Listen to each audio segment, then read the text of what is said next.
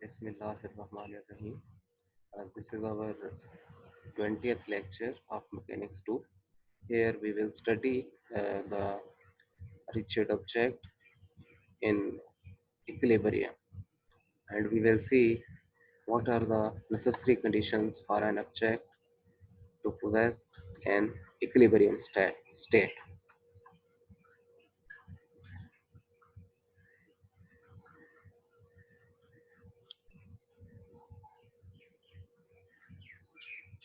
We have seen that in translational motion, when there is a net force acting on an object or a particle, then by Newton's second law, there is production of an acceleration uh, in the object in the direction of the applied force or net force. Similarly, in the case of rotational motion, whenever there is a torque, net torque acting on an object or a particle, then there will be uh, an angular acceleration produced in the object, and this uh, acceleration will be uh, directly proportional to the amount of uh, net torque acting on the object under consideration. So we can say that force causes acceleration in translational motion, and torque causes acceleration in angular motion. And in other words, force and torque are equivalent in equivalent parameters in two different types of motions. One is for translational motion, other is for uh, angular motion.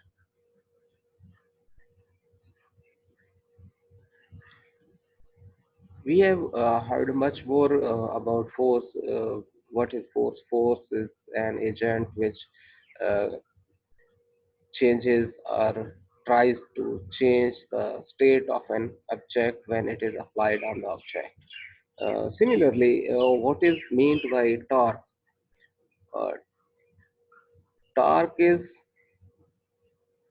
a rotational effect caused by the force applied on an object. If we consider this rigid object which is having a pivot point O at this point, which is denoted by a hinge uh, over here, and this is another uh, point on the same object, which is a wooden object. At this point, if someone applies net force, imbalanced force in this direction, means this vector is representing the force vector, then we can see that this uh, perpendicular displacement between the uh, pivot point O and the point of application of force is being represented by a vector R. This R vector is moment or lever R of this rigid object. So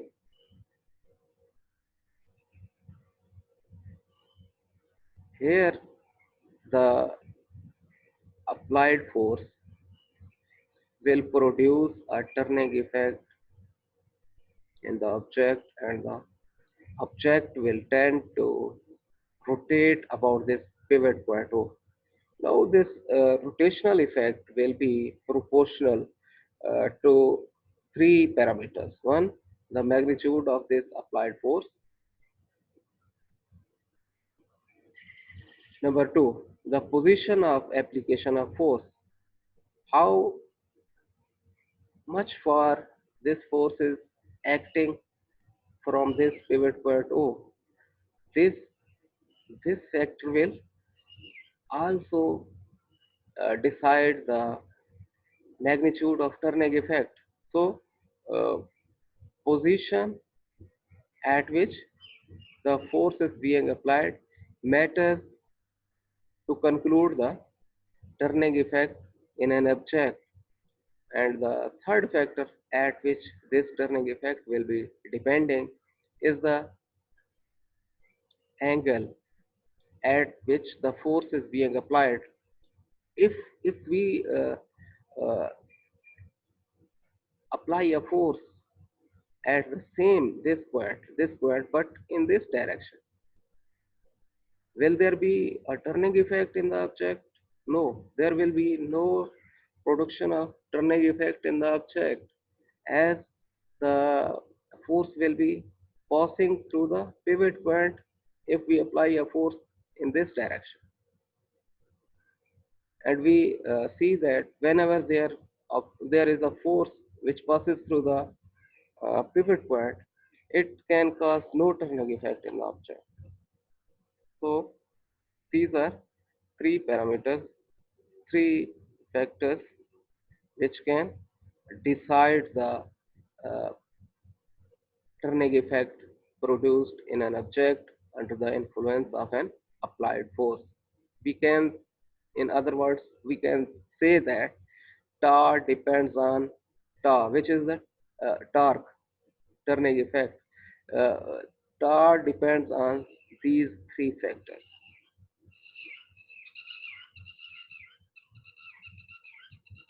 Uh, Here we can see the tau, which is the tendency of a force to rotate an object about some axis, and we say that tau is equal to Rf. Rf. Here, uh,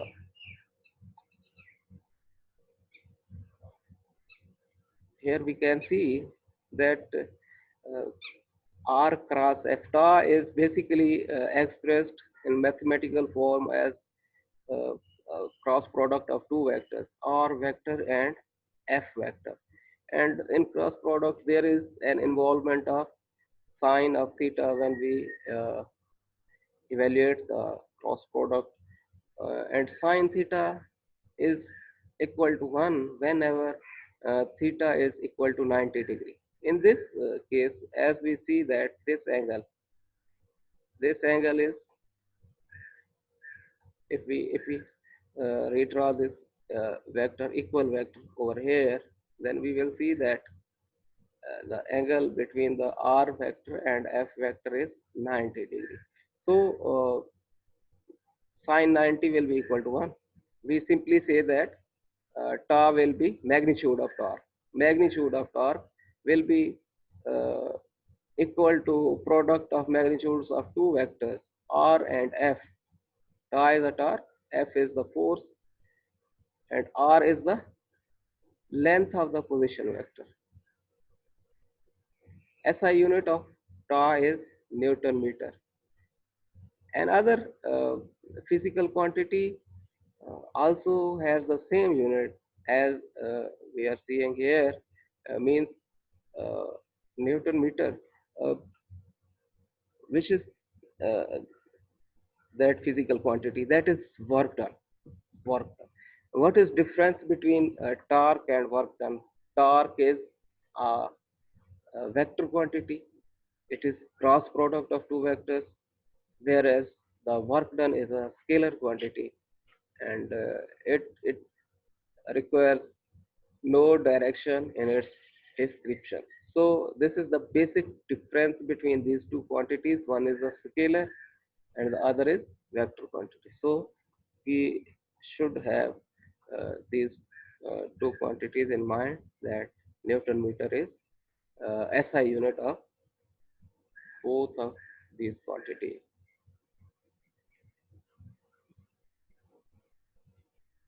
How we find out the direction of torque?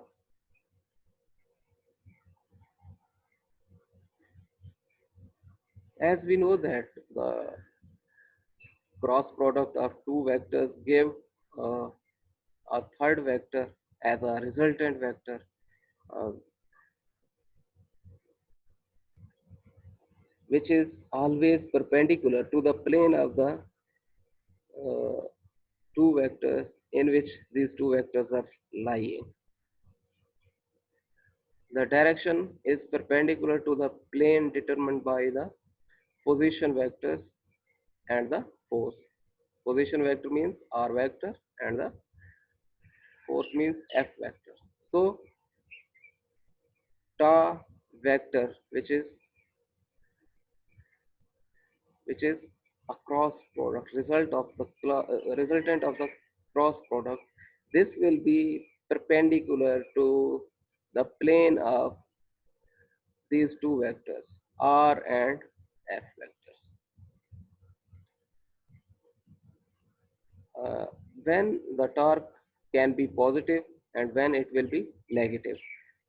If the turning effect produced under the influence of an applied force in an object is counterclockwise, then we will say that in that case, the right hand rule will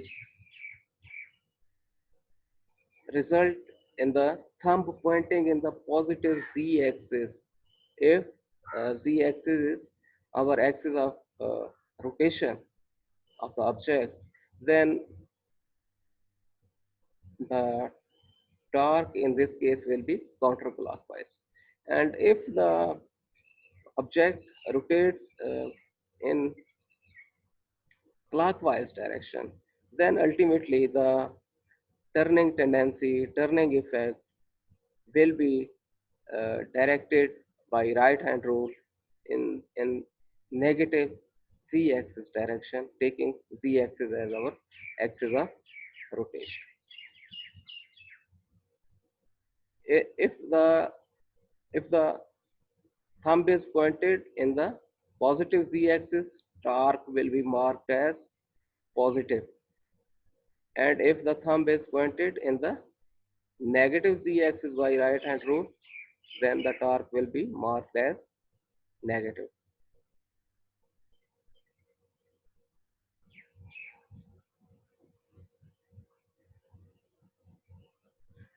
If there are acting two or more tasks simultaneously on an object, then they are added in the same way as we add forces acting on an object in the translational motion cases.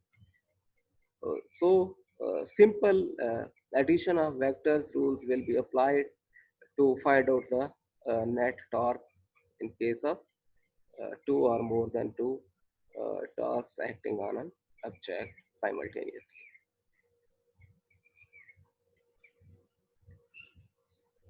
As we see in the case of uh, calculation of net force, whenever there is zero net force, no acceleration, translational acceleration is produced in the object.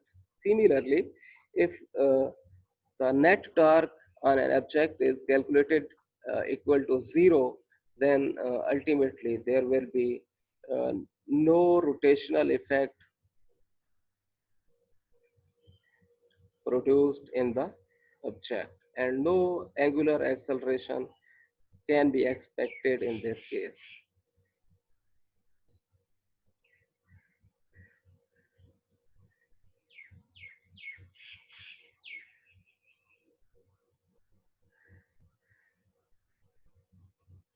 Whenever we uh,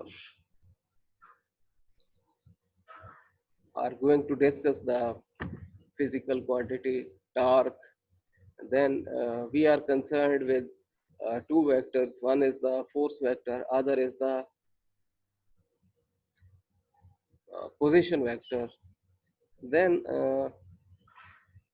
the angle between these two vectors is also uh, of vital importance. If the force and position vector are perpendicular to each other, then there will be maximum turning effect produced in the object. And if the force is making an angle other than 90 degree, means it is less than 90 degree or greater than 90 degree, then we will have to resolve the force into its two components, rectangular components. One will be the horizontal component, other will be the vertical component.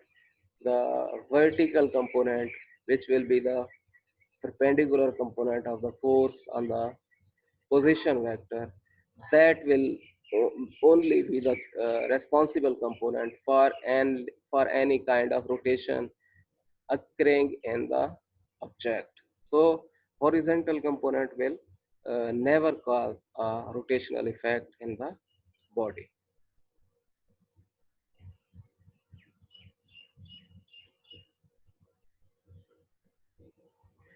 Here, when a force is being applied parallel to the position vector, then we can expect no turning effect in the object over here. And when the force is having angle theta, which is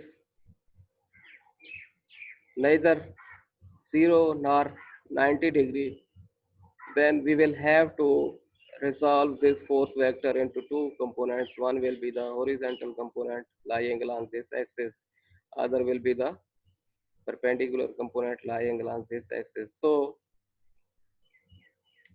this component will cause no turning effect in the object, which is the wooden object having this pivot point O, and any rotational effect produced in this body will only be caused by this component of the force, which is the perpendicular component of the force, and this perpendicular component is making an angle 90 degree with the horizontal axis along which the position vector is lying.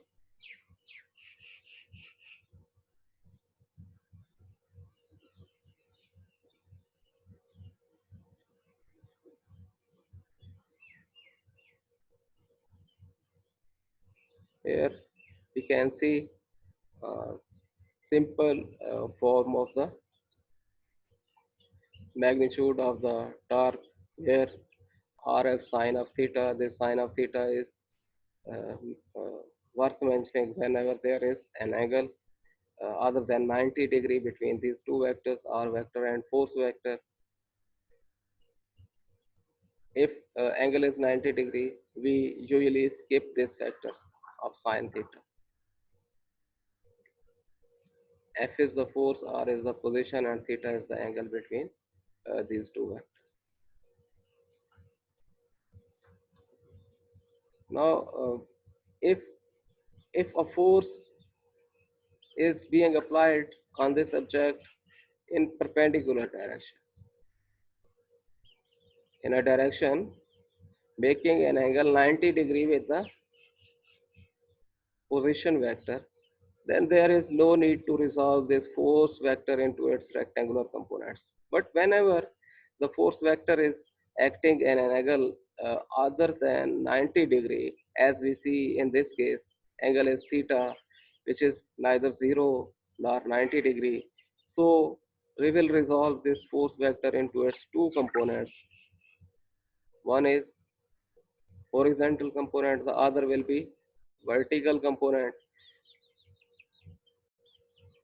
Then we will see its rectangular component responsible uh, for any kind of rotation at this pivot point O. The other way to find out the torque is that we extend the line of action of force in this way and resolve this R vector into its two components. We are seeing here that this is the R vector and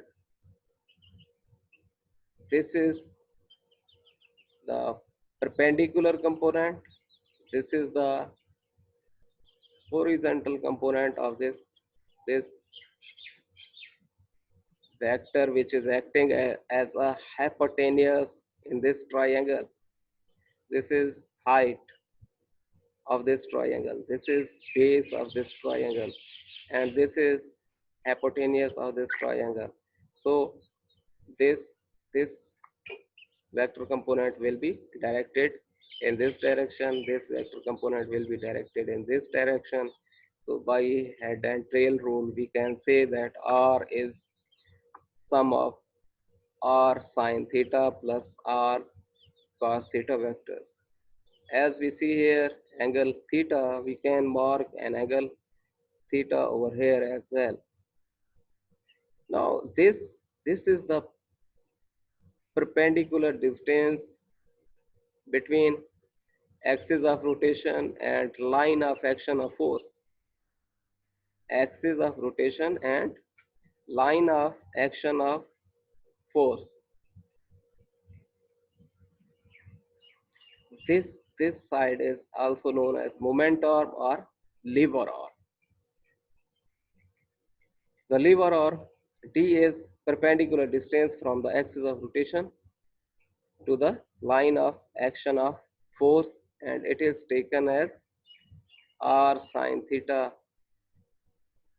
Here T is moment arm.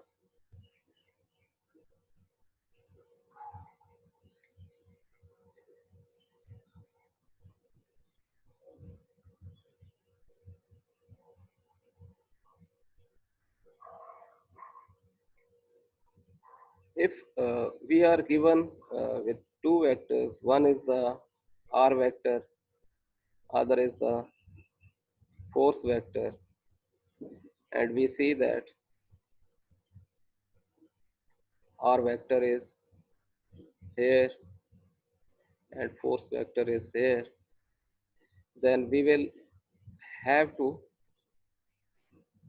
place our uh, fingers of right hand in the direction of the position vector. In the direction of the position vector, we will curl the fingers towards the force vector, and by curling the fingers of right hand in the direction of force vector, the erect thumb of right hand will be pointing the direction of the torque, which will be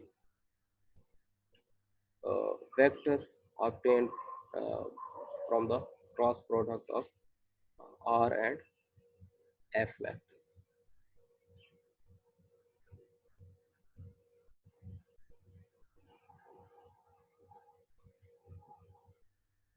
If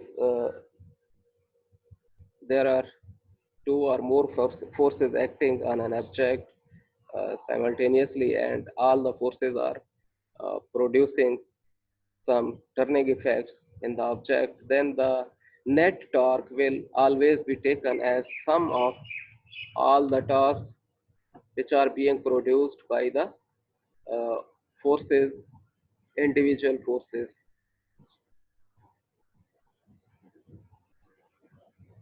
And we know that clockwise torques give positive, uh, clockwise turning give positive torques, and uh, anti sorry counterclockwise turning effects give positive torque, and clockwise turning give negative torque.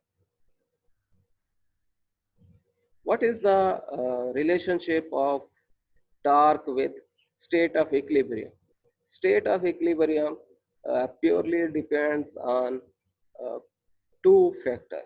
One is the force, net force acting on an object. The other is net torque acting on an object. If uh, we say that there are two conditions of equilibrium for an object to possess the state of equilibrium, then we can say that summation F must be zero, net force on the object must be zero. This is our first condition of equilibrium. The other is net torque. Net torque acting on the object should also be zero. So both these conditions are necessary to be fulfilled by an object at the same time to possess the state of equilibrium. If either of these conditions is not being fulfilled, then we cannot say that the object is in state of equilibrium.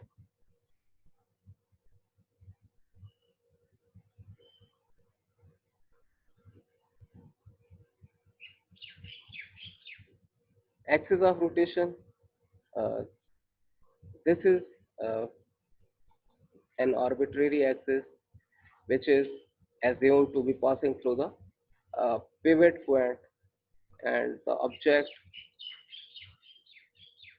rotating about the pivot point is assumed to be rotating about the axis of rotation.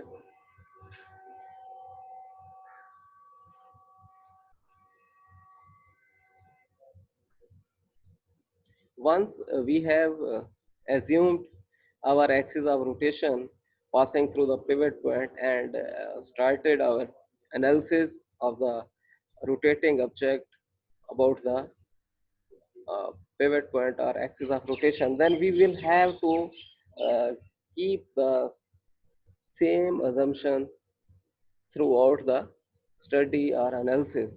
We cannot change the assumption about the axis of rotation at any stage of the study. Thanks. That's all.